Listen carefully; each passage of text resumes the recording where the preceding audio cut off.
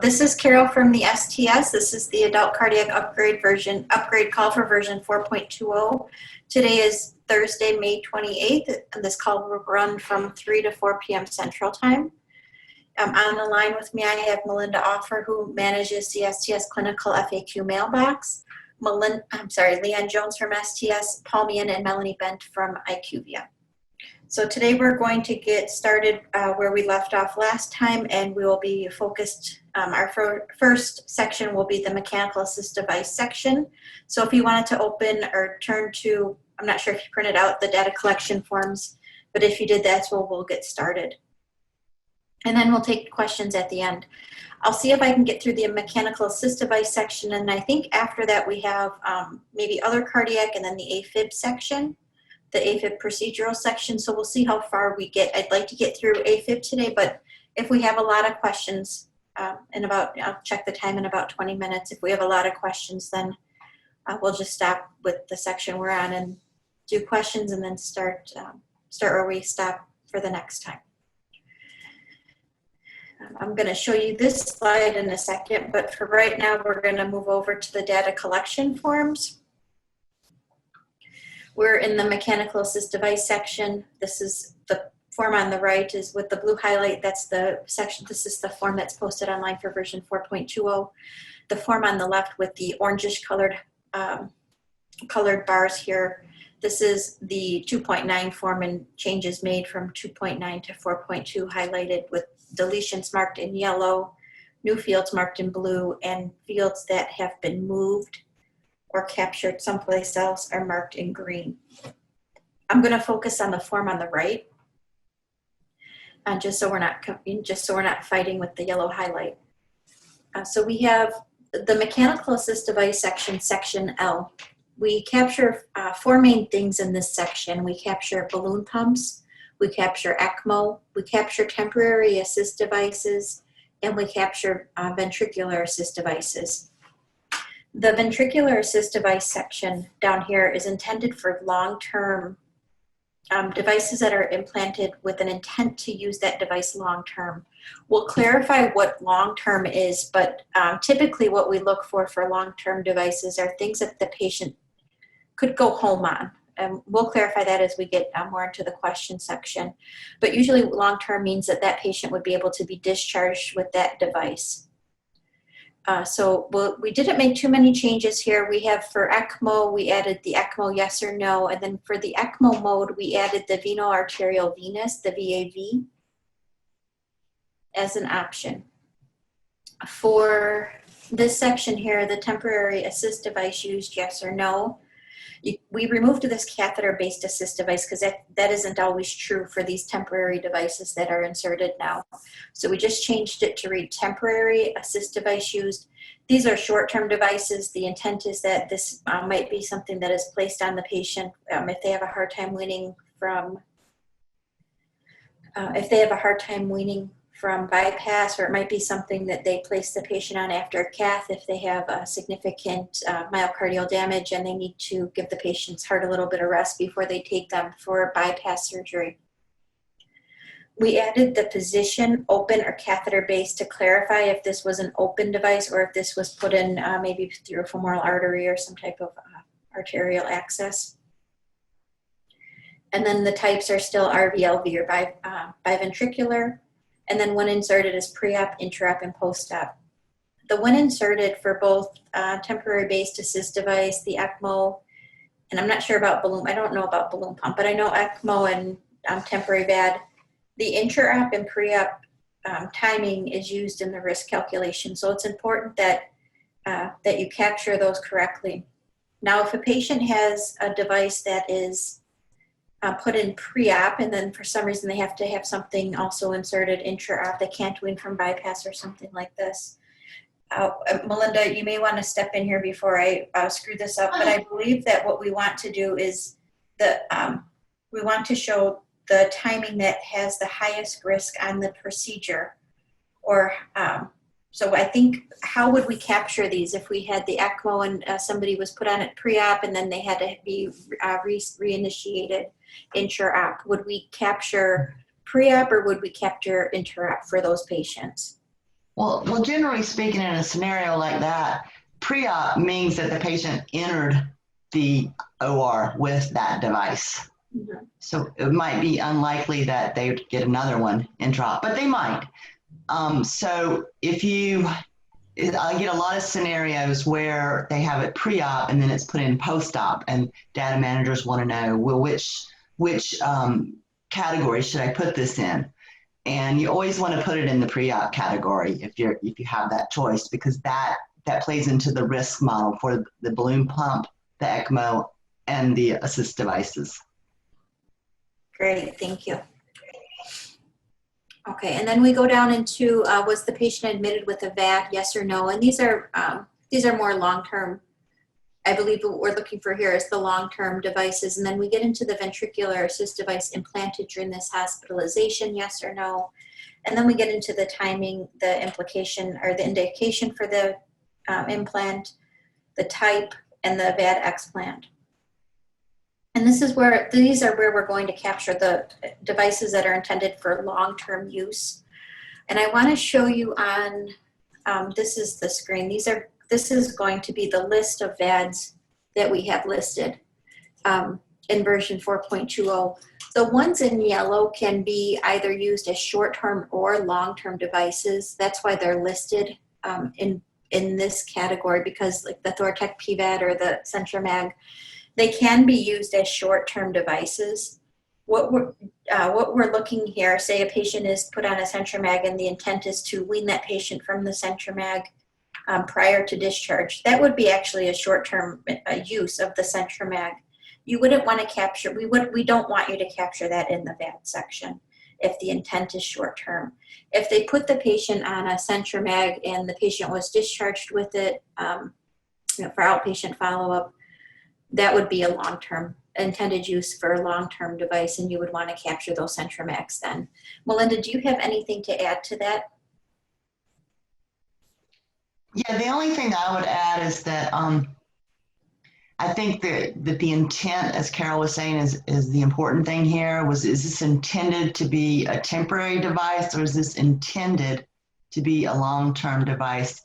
Because sometimes you have patients on heart transplant lists that the intent is it may be short-term because they're getting a heart really quick, or the intent might be long-term and because they have to wait to get a heart, but then all of a sudden they get a heart. So I think the importance is, what is the intent when they put that in for this particular patient? And that should help you differentiate between whether this is a temporary device or a long-term durable device. I hope that is clear.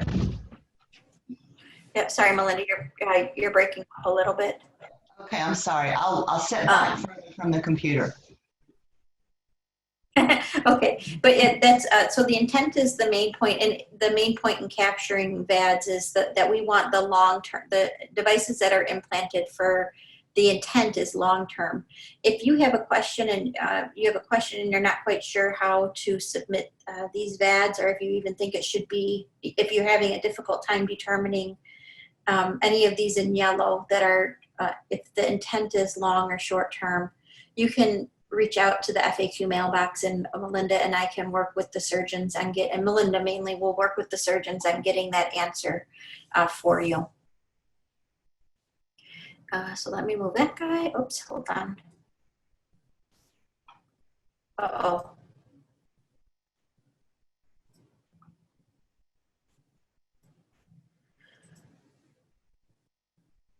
Okay. Slight technical difficulty. Let me move it over. So that's, I would still say that if you have questions about that, to just email the FAQ mailbox and we can help walk you through that if you have more specific questions. So that's the VAD section. Right now we don't have,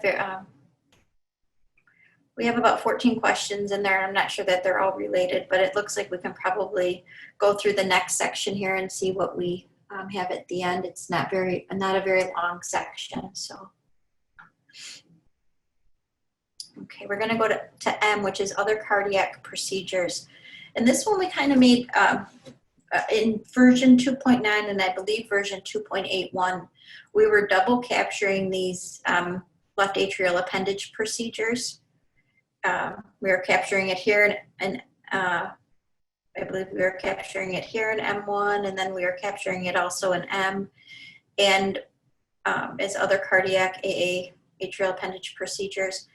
These procedures are usually done for AFib. It could be that the patient has is currently in AFib or has a history or remote history of AFib, or it could even be that their left atrial appendage or other factors put them at an increased risk for developing AFib postoperatively, that perhaps they didn't have a diagnosis preoperatively, but the surgeon feels that a left atrial appendage will remove that risk for them. And STS doesn't advocate either way if that's the correct thing to do. Surgeons have their own opinions on that, but it is something that is done.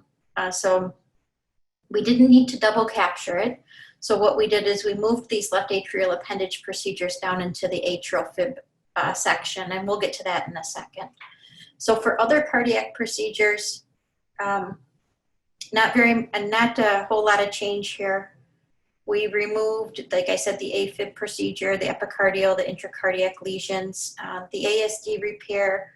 We didn't really remove that. It's more that we asked, was an ASD repair done? And then if it was it a secundum or was it an acquired? And then was a PFO repair done? Just kind of cleaned up some of this, the language that was here to be a little bit more clear. For subaortic stenosis resection, we added other and then not documented, or you still have the option of no. And then these choices pretty much have stayed the same. For tumor, what we were interested in for tumor is just, did the patient have a cardiac tumor? Yes or no, not the type. Most of the types were myxomas or fibroblastomas.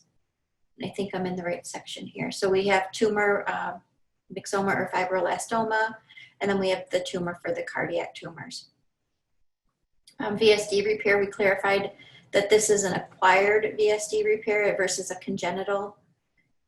So that would be, the congenital will still go underneath the congenital section, but if it's an acquired VSD repair, then that's where you would capture it here. The reason why we don't have congenital included here is because that needs to be captured under the congenital section. Instead of double capturing it, we want all those congenital VSD repairs captured under the congenital spot. The ASD repair congenital, this was a very common procedure that was done in addition to another, a main cardiac procedure. So instead of making sites go into the congenital section, we just kept this here. So you can fill it out here instead of opening up congenital and going through that whole long list.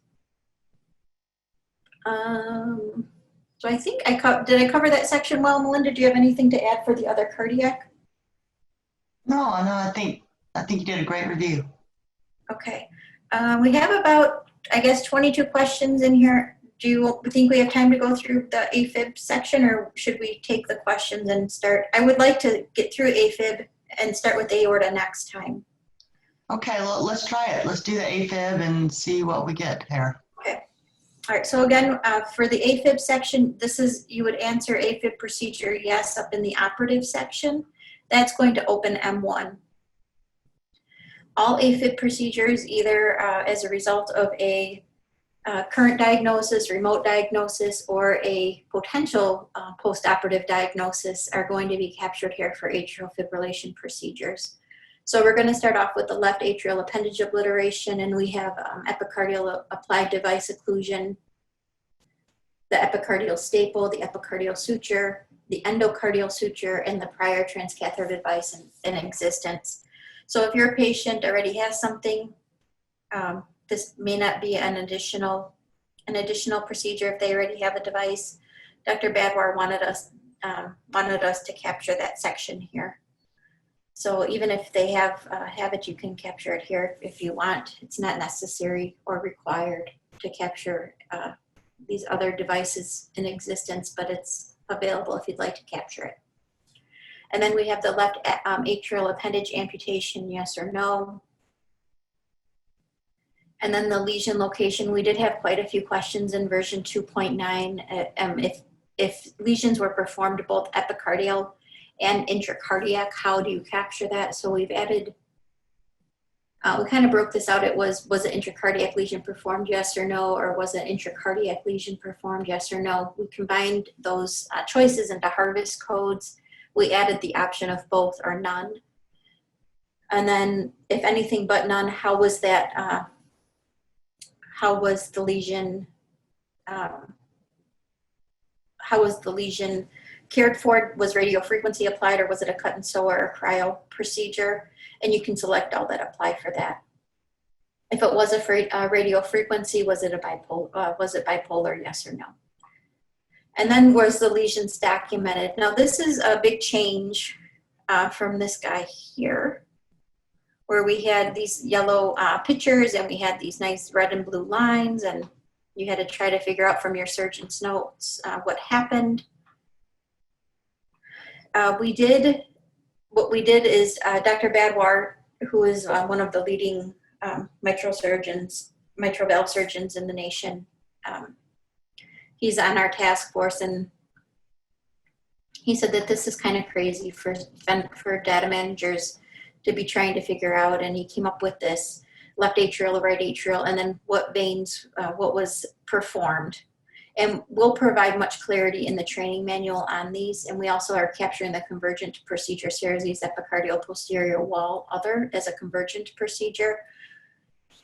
We'll provide more clarity on this in the training manual, but this is how it's going to be laid out. I don't know that I'll be able to answer specific questions on this if you have them, but we can definitely direct you to the FAQ mailbox and work with Dr. Badwar and the mitral valve team to get the answers for you on these. Anything to add here, Melinda? No, not at this time. I've tried to lay it out fairly clearly in the training manual, and Dr. Badwire actually wrote a large part of that section with the descriptions. So I think that the participants will find that quite valuable and helpful. Great, thank you.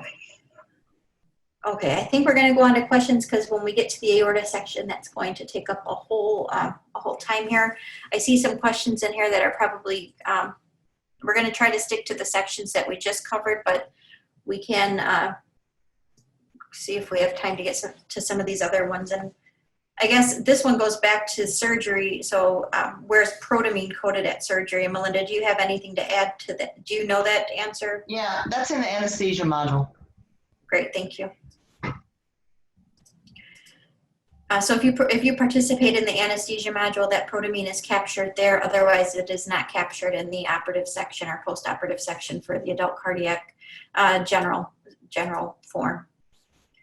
Please, this next question, please tell me the latest on how far back we need to enter COVID information on patients. Is it mandatory to start with May patients? So the COVID field was added, the testing results were added for April, starting with April 1 cases. The date was added with May cases. Next question, what specific devices are coded as temporary? So Well, I think definitely an Impella, okay? Definitely an Impella. Oh gosh. And some of those that were on the list that were highlighted could either go either way. And hold on, because I have an old brain, as most of you know me. So I have some examples here. So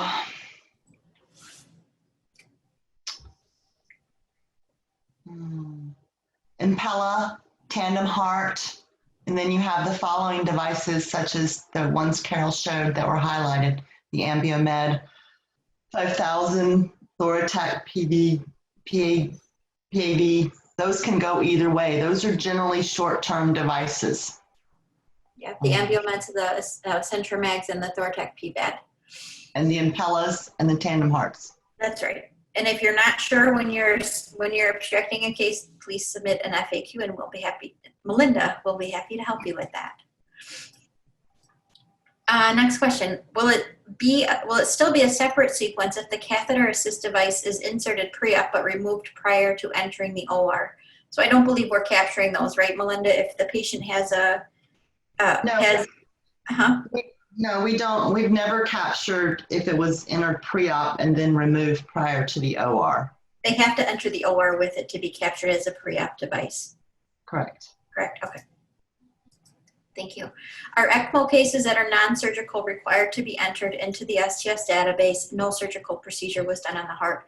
You are not required to enter non-cardiac surgery Ecmo cases into the STS adult cardiac database. You can do so if you choose. If you'd like to enter all of your Ecmo cases, you certainly can, but they are not required by STS. The only caveat to that is that it has to be performed by a surgeon that's on your STS contract with for adult cardiac database. If it's performed by another provider, you won't be able to enter it into the STS database. How do you code a pre-op Impella CP, then patient was taken to OR for upgrade to an Impella 5.5? I'm a little confused by the question. Is that the only procedure that's being done would be my first question, because standalone Impellas aren't required to go into the database. That's right. And if the upgrade was occurring during an index surgical procedure, such as a CABG, then I would still capture this as a pre-op temporary assist device so that you can capture the risk of the patient entering the OR with the assist device in. Great, thank you. What if a patient gets an LV assist device pre-op, then post-op gets a BIVAD post-op? I think you would capture both of those, right, Melinda? Well, if the LV assist pre-op is temporary, yes, you would capture it pre-op. It depends. So like if the one post-op is a VAD, then there may be two different categories here. So it really depends on, was the one pre-op temporary or, and was the one post-op temporary or was it long-term? Because if they're both temporary devices, then you're going to capture the pre-op one, because that's where you capture the risk of the patient going into the OR. Great, thank you. And then a comment here, definitely can have an Ecmo pre-op and continued in OR after pump. Ecmo pre-op automatically makes a case a salvage case because it's technically CPR. At least that's how it's been handled in prior versions, and that's still correct. Do you have anything to add to that, Melinda? No, thanks, Cindy. Thank you. The short term, such as Centromag, should not be included in the VAD list. Centromag is usually used for bridge to recovery. The reason why it is included in the list is because it can be used as a long-term device, so we have to include it there. Next question. When looking at the VAD, it has in the list 2 HeartMate 3s. What's the difference? Let me see what we have here. Hold on.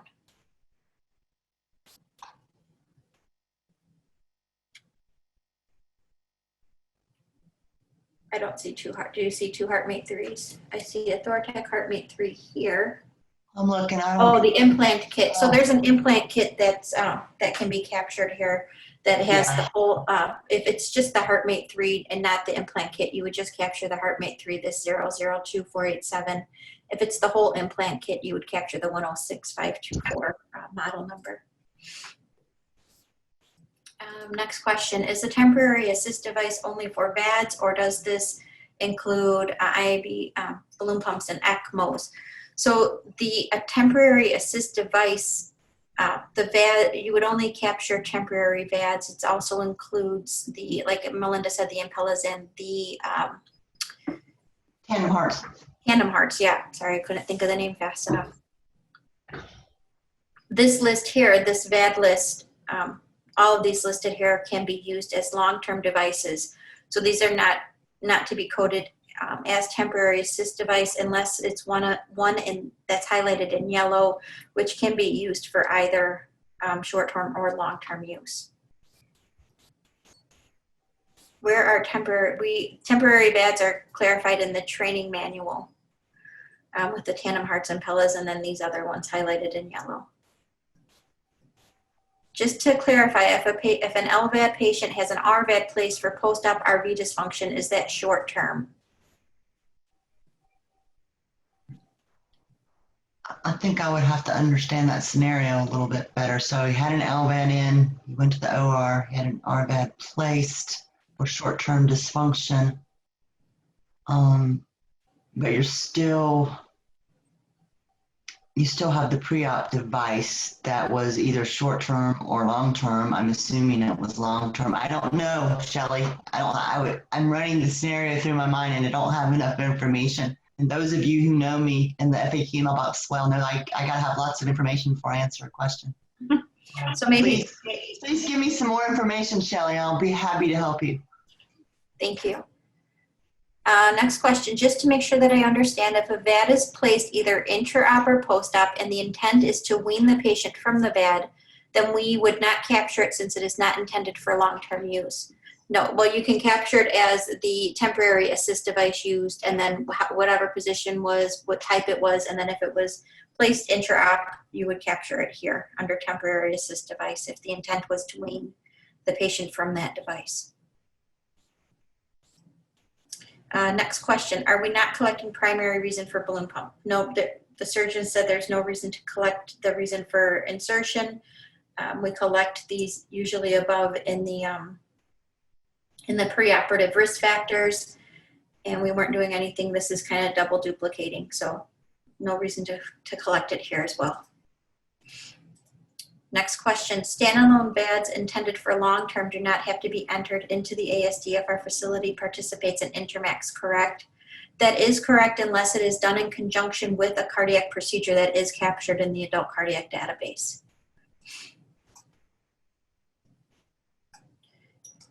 Next question.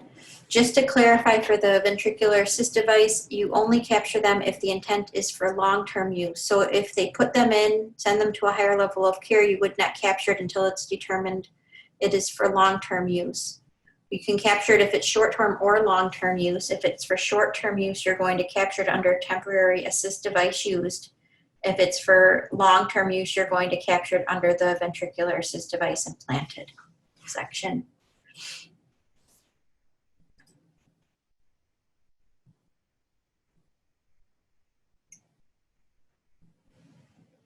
Next question. We are trying to develop a PowerPoint for our surgeons and APPs to assist us in improving documentation of the new fields. Having the training manual is pivotal for the definitions. When will we have that available so we can implement the necessary documentation changes within charting? Trying to be proactive instead of reactive if possible. So that training manual should be out in the next couple weeks. Next question, if a patient has a long-term LVAD implanted with a short-term RVAD, also again, the same type of question. Amy, if you could just submit more information to this, but I think probably these need to go into the FAQ clinical mailbox. So Melinda can run these by the surgeons to make sure we're getting those questions answered correctly. If for those of you who might be new to the registry or not sure where to submit the clinical questions, it's under the Registries and Research STS National Database. And then it's down here where it says Clinical Questions Request Form. So Registries and Research, STS National Database, and then Clinical Questions Request Form. We have both Ecmo and Intermax registries. Is it still accepted not to place these in the adult cardiac registry? Only if they are not performed with a cardiac procedure. If you have a procedure that is an Ecmo that is done in conjunction, either the patient had it, same hospitalization, preoperatively entered the OR with it, put into the patient intraoperatively or used postoperatively, it needs to go into the adult cardiac surgery database as well as the Ecmo Ecmo, and then the same thing with Intermax registries. If you have a long-term durable device that's put into the patient in conjunction with a procedure that we collect in adult cardiac, it'll need to go into both databases.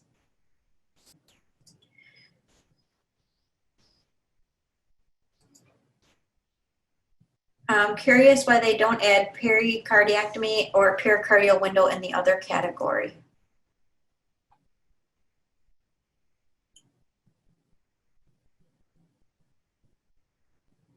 I don't think that we care to, I don't think that there's an increased risk with those, so we don't capture them. Well, Well, we don't even capture pericardiectomies unless they're done from right to left phrenic nerve, so they're not even counted as an other procedure. Windows, generally speaking, are done after procedures and not as index procedures, and standalone windows are optional to enter into the database. Great, thank you. Next question. In section M, if left atrial appendage is ligated with an AtriClip, will AtriClip still appear in the drop-down as a device to select? And I believe AtriClip will still be there.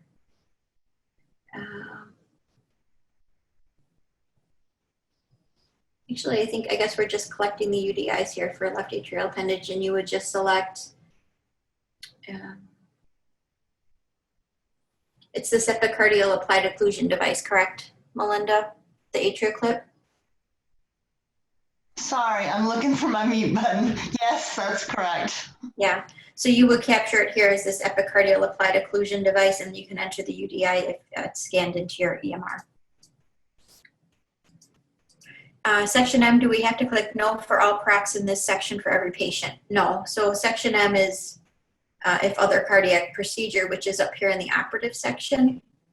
I'll show you.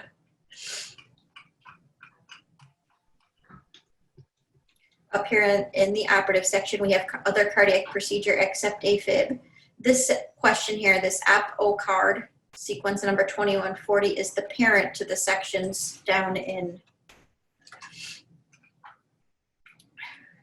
the other section M. So you don't have to answer no to it. This will only open if you selected yes to other cardiac. You won't even see these if there was no other cardiac procedure performed. Next question, what is the difference between left side and right hand side form shown on the screen? Is it one old version and one new version? So the one on the right here with the purple headers is the current version 4.29. New information that was added is highlighted in blue. The one on the left with the orange was version 2.9. The fields that we removed from 2.9 are highlighted, or choices are highlighted in yellow. What was removed, the new stuff is highlighted in blue, and things that were moved were highlighted in green. The right is the clean form, the left is our draft mock-up form. Next question, no AFib captured anymore unless associated with an AFib procedure, right? So the only AFib information that we're collecting is if it is associated with an atrial fib procedure. You talked about the left atrial appendage. Where would you put amputation with oversow? So you have the left atrial appendage, yes or no, and then that's where you would capture it. We're not capturing with oversow. This is just if there was an amputation performed. Anything to add there, Melinda?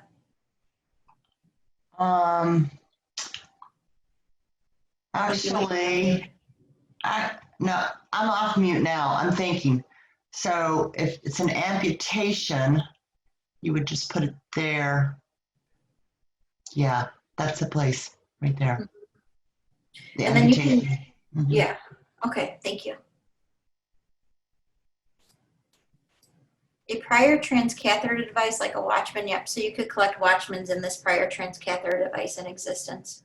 But you don't have to open it up to capture that. Yeah, you don't have to open this section, this M1, you do not have to open it up just to capture the patient has a previous Watchman. If there was another procedure done, I would say go ahead and open this up and fill it in. But it is not required to open this up if patient had a Watchman and now they're doing something else totally unrelated on that patient to capture it. If left atrial appendage obliteration is done without AF ablation, how is that captured? So you would just check the left atrial appendage obliteration and what they did to obliterate it. Anything to add to that, Melinda? No, you're right. You collect that, and then when you get down to lesions, you would just say, "Oh, that's interesting. I'm looking at the parent-child lesions documented would be no, right?" Mm-hmm. Yeah.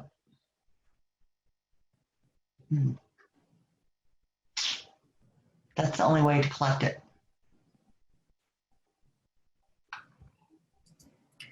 What is the difference between left atrial obliteration and left atrial amputation? Left atrial amputation is the left atrial appendage is removed from the patient.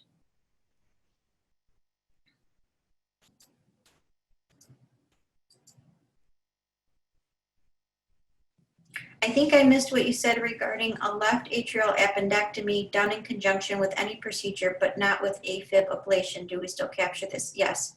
You just captured the left atrial appendage obliteration here at OCAR AA math, which is method sequence 4139. When will the new surgeon worksheets be available? Sometime in June. Does the 2.9 diagram for Maze correlate to the version 4.2 version, or will there be a new diagram for those options? No, we won't have a new diagram. I think this diagram is outdated. I don't know if we're going to have a new diagram in the training manual, but it will not be on the data collection form. Well, I'll tell you, I put some pictures in there the best I could. And I tried to, when I was working with Dr. Badwar, we tried to map up what was in version 2.9 to what is in version 4.2, you know, so that we would include that in the training manual. So I'm hoping I got everything. So anything that used to be in version 2.9, we hope we've mapped it to those new choices in the new version. Tried to do that, and there's some pictures. Great, thank you. And the next question, thanks for changing the AFib diagram section. You're welcome. We were happy to beg Dr. Badwar to do that. Next question, how would epicardial ablation of the posterior heart be captured? So I guess you would just check that an ablation was performed in the location you would check then. Sorry for all the scrolling. We would check that there's an atrial appendage obliteration. I'm not sure I understand. Melinda, do you understand the question? Well, not really. I'm wondering if she's talking about the epicardial posterior wall, the convergent procedure. I'm wondering if she's talking about that. I don't know. Or if she's just talking about, I'm not sure, Michelle. Can you just clarify that for us, exactly what you're talking about when you mean posterior heart? Yeah, thank you. Next question, how far back do we need to go for COVID? I missed what you said, sorry. So this is the, oopsie, let me pull over the right form here. So these are the COVID fields that were added into 2.9 using the temporary fields. The COVID laboratory confirmed diagnosis was added, intended to be captured with cases starting April 1st, OR dates of April 1st, but you could go back as far as you need to. If you choose to fill that out and you need to go back further, you certainly can. The date of positive COVID-19 tested was added in May, so you can start collecting those with May 1st cases, or you can go back previous to that if you'd like. And then the next question was, where is it captured? So it's captured here under the risk factors on the 2.9 form. And your vendor software should have made these available for you to capture. The temporary fields are built into all versions of the adult cardiac database, so they are there. You just have to look for them. And if you need more information, I suggest going back to April and May's previous webinars, because there's a lot of information on both of those webinars for you regarding the COVID fields. Next question. So if the patient has a prior placed transcatheter device in existence, I could code yes in the operative section to AFib procedure, then capture 4139. This is also captured in previous cardiac interventions. Correct. So you can just capture it in previous cardiac interventions unless you have another reason to open up this atrial fib procedure section. If you don't have any reason to open this up, then just capture it in the previous cardiac intervention section. Yeah, we don't want you opening up the AFib procedures just to capture a prior transcatheter device in existence. No, that's silly. Yeah, that's silly. So if you're going in there anyway because they're doing lesions or something, and you can answer that question, but don't go in there just to answer that prior transcatheter device in existence. Great, thank you. Next question is clarity. Previously, we had an impellet inserted pre-op to rest the heart. then removed pre-op. So it was entered as a VAD since it was removed.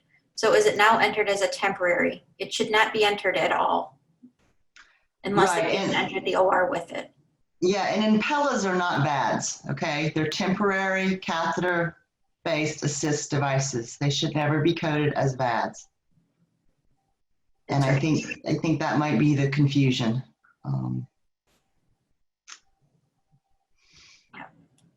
The VADs that we collect and the VADs that were intended as clarified in the training manual are supposed to be, this is intended for long-term devices. The issue came up is that there were short-term devices included in the VAD list, which made people think that they were supposed to be filling out this VAD section, which was incorrect. So temporary devices are those that are short-term.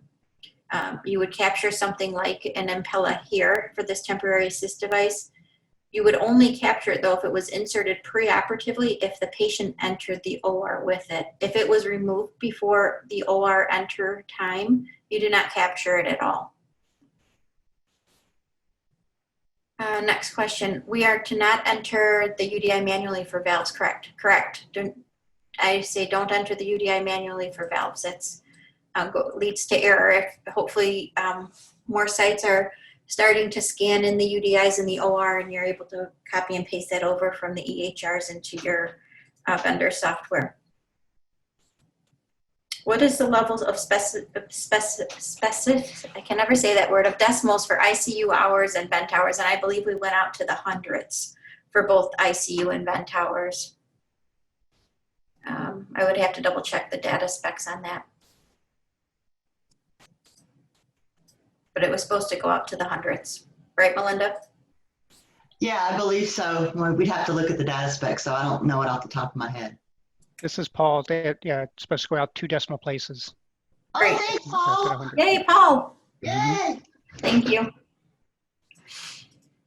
Since LAA is now under AFib, will the chart be flagged with a warning if there is no history of AFib? I don't think so, but if it is, that's okay. Just ignore that warning for those cases, but for those patients that did not have AFib, but I don't know that we put that warning on there for those. Paul, do you remember if we did or not? Where'd it go?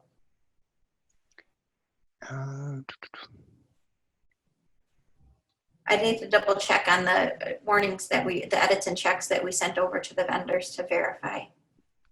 Yeah, this one's not ringing a bell. Yeah. I don't think the implant kit should be in there. So I hear what you're saying, Cindy. I think that they're mapped to the same. So when we pull out data on the HeartMate, we look at both of those. But there are times where the in the OR we have seen where they say that the HeartMate 3 kit was used, and the sites didn't know how to capture that. So since HeartMate is listed on the industry website as both 2 different model numbers, we're capturing the 2 different models. So next question. So we are no longer noting whether the patient was admitted with a VAD. The question is on 2.9. So we do have the question here for VADs. Was patient admitted? Yeah, patient admitted with the VAD. So you are still answering that question here. And if the answer is yes to that question, the insertion date, device model number, and then UDI and previous VAD explanted during this procedure, yes. Not during the procedure, yes, during the procedure, or no. So nothing really has changed with that question.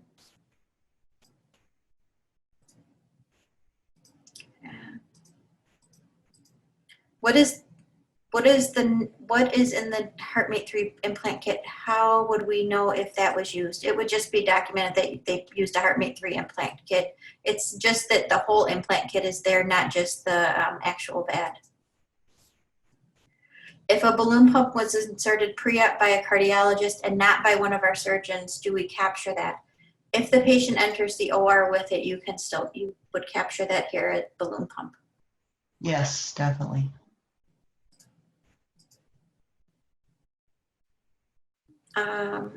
Michelle says how to code, she's clarifying her question. She just said how to code epicardial ablation of the posterior side of the heart. So I think Melinda just needs a little bit more clarity on that. To help you out, Michelle.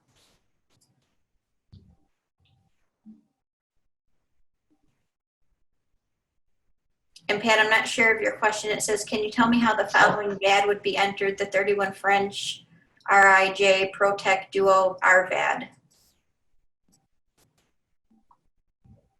Is it on our list? I'd have to look. I don't think so. Leave it up to Miss Pat to give us a hard question like that. Yeah, I guess we would capture it as other. This list was run through the Intermax group, so I'm not sure. I don't think that I don't know that they capture RVADs, or they probably do capture, yeah, they capture RVADs, sorry, getting myself confused. And that wasn't on the list that they provided us. So I'm not sure if that's, I'm not sure too much on that. We'll have to check and get back to you. We might and provide clarity on that one. Thanks, Pat. Send me an FAQ, Pat, so I have that information, so I can look it up and find out about it.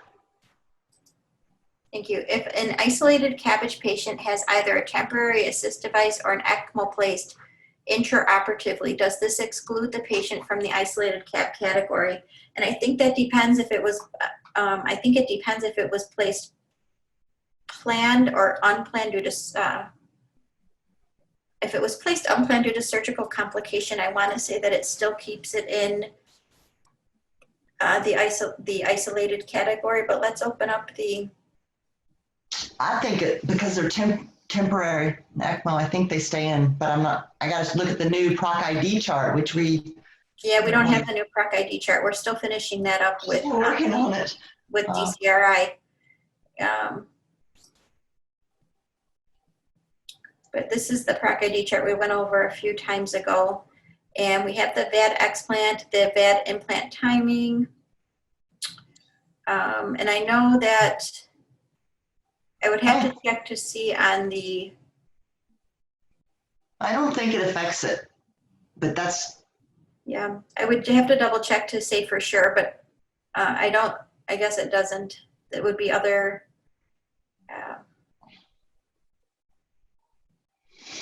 Yeah. No, it's just the long-term VADs that affect it.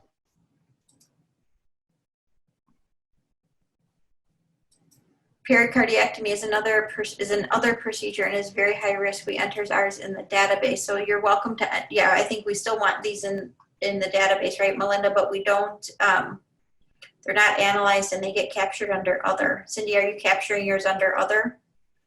I'm gonna fill that in the bottom.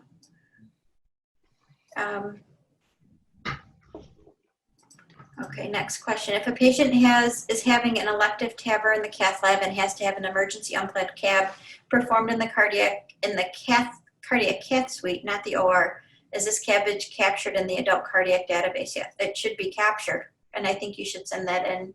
It should be captured. The TAVR is captured preoperatively, and the CABG is.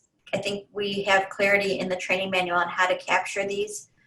These kind of get tricky cases because I don't know if the incidence of the CABG, I believe that it ends up being planned, but you're capturing all of the risk that the patient suffered from that failed TAVR in the preoperative risk, even up to including ongoing CPR or if they had to place ECMO.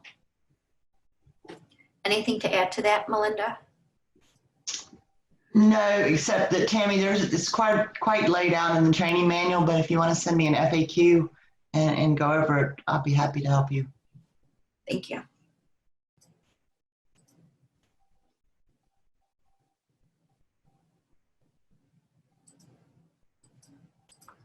For the VAD section question, was a blank VAD implanted during this admission suggesting long-term? Since a VAD inserted for short-term you are stating would be a no and only captured in the preceding section. I'm not sure I understand the question with the asterisks on it. So if there's a VAD that's implanted, it's intended for long-term, that goes under the ventricular assist device implanted during this hospitalization.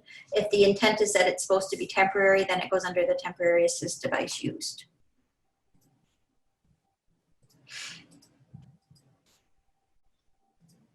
Is the new version 4.20 data collection form available for download? Yes, it's been posted since, I believe, January. Next question. Every time you make a version change, the training manual gets to us so late. This is extremely troublesome considering the time it takes to develop PowerPoints and train our teams how to implement necessary documentation, all the while still trying to maintain caseloads and data entry. So we do our best. We have to wait for all of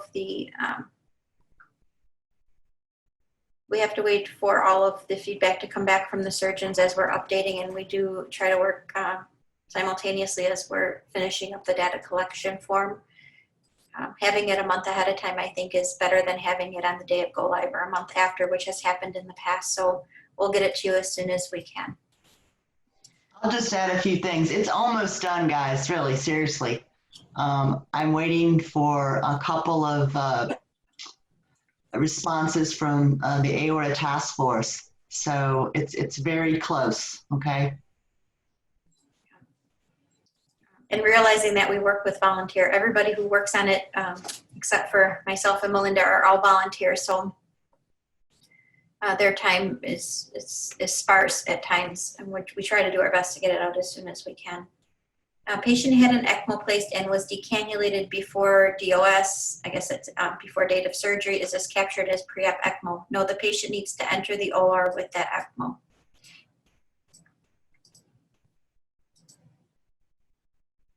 Please clarify. So I think we did clarify the prior transcatheter device in existence. Do you have anything to add to that, Melinda?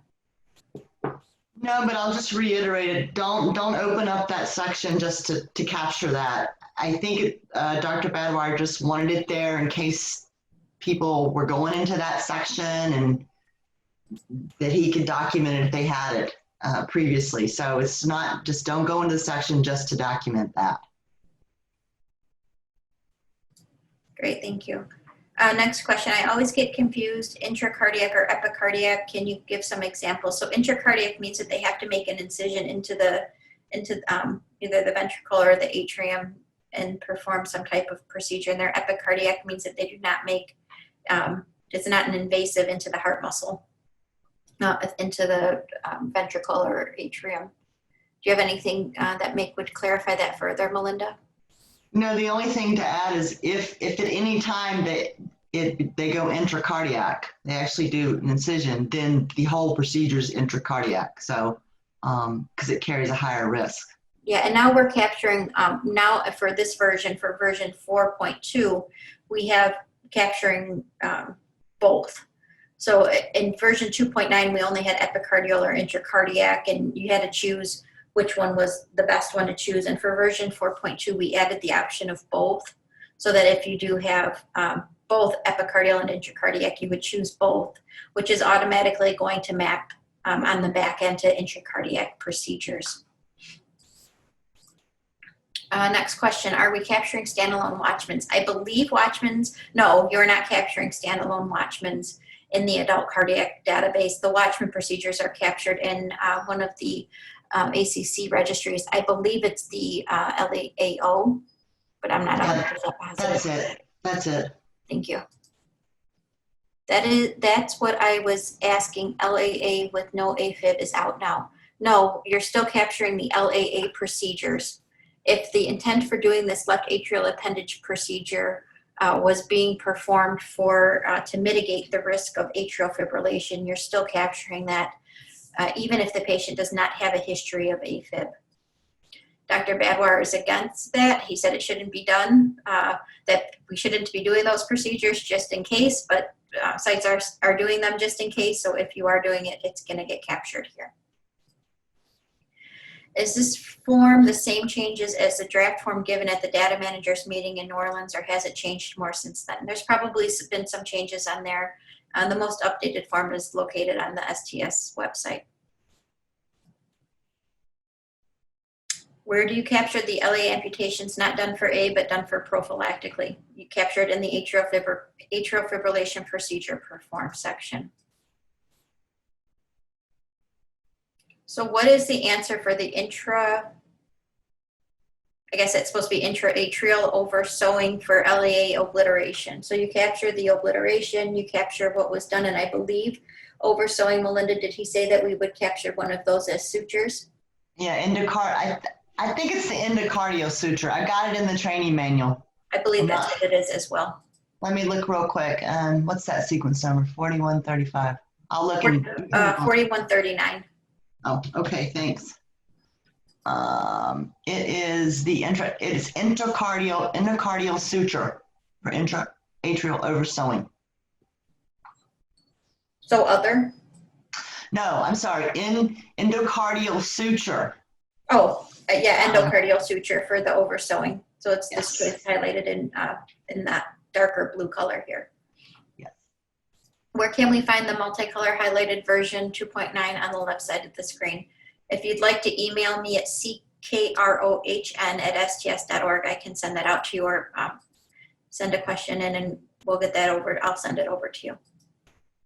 Will a CABG with the LAA obliteration still remain a CABG only? If the lesion location, I believe, yeah, right, Melinda? The LAA stays isolated CABGs, yeah. Yeah, that's all they do. It'll be isolated CAB. Yeah, as long as nothing else is performed with it.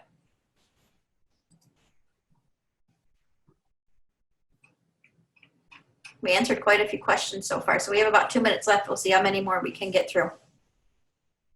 One of our surgeons uses a cutting stapler to remove the LAA. Would this be considered amputation? And no, we have a choice for epicardial staple, and it includes the cutting stapler. Right here. Mm-hmm. So we do not have to submit the standalone long-term VAD implants to STS if we already participate in Intermax. If it is done in conjunction with an adult cardiac case that you fill out one of these adult cardiac version forms for, you have to submit it to both STS and Intermax. If it is not done in conjunction with an adult cardiac procedure, then you only submit it to Intermax. IQVIA question, are 2019 reports available yet? No, they should be, the updated benchmarked dashboards will be available hopefully in some, are planned to be available in June. Sometimes there are surgical ventricular cryoablations performed for ventricular arrhythmias. Any place to code those other than other cardiac procedure?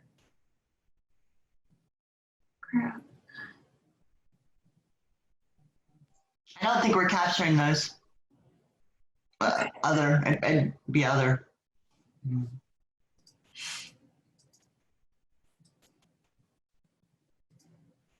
Okay, the posterior ablation, maybe surgeons dictate this and it is really intracardiac. I would clarify with your surgeons if you think there's a question with their dictation. Next question, I think, next question. The temporary field for positive COVID testing, is this the date of positive test? If COVID test was negative, do we just leave this field blank? Yes, it's the date that the test was performed and that test was positive. It's the date that that test was performed, not the date that the results come back. So if you have a negative test, you would not answer the date field.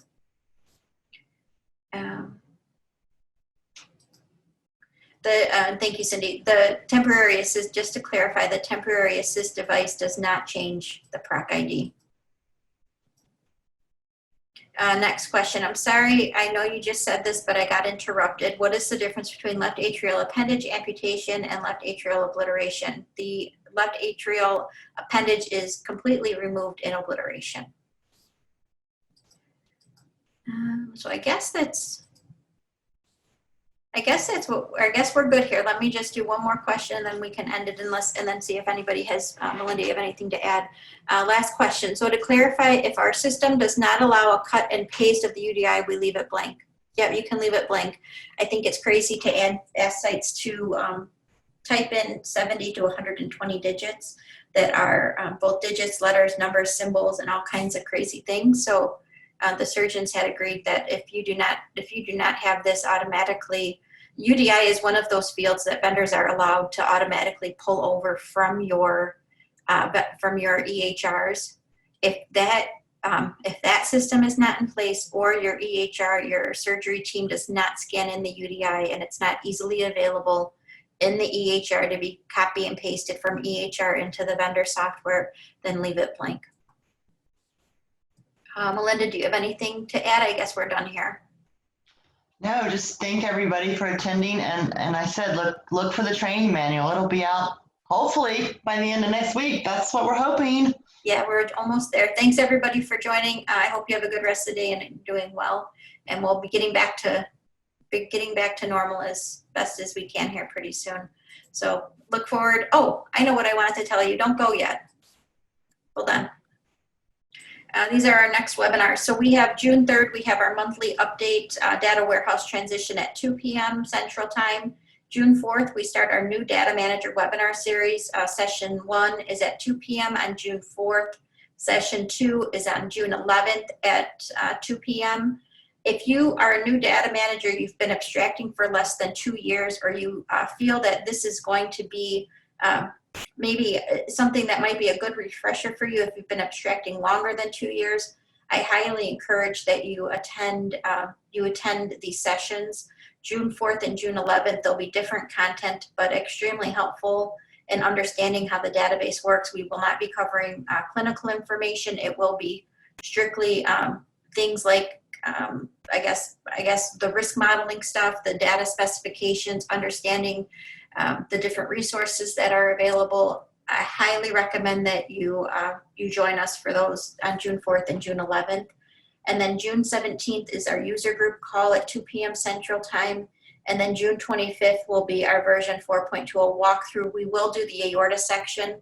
So highly recommend that you join for the aorta section because there are some really big changes specifically related to aortic valve cases done in conjunction with aorta procedures.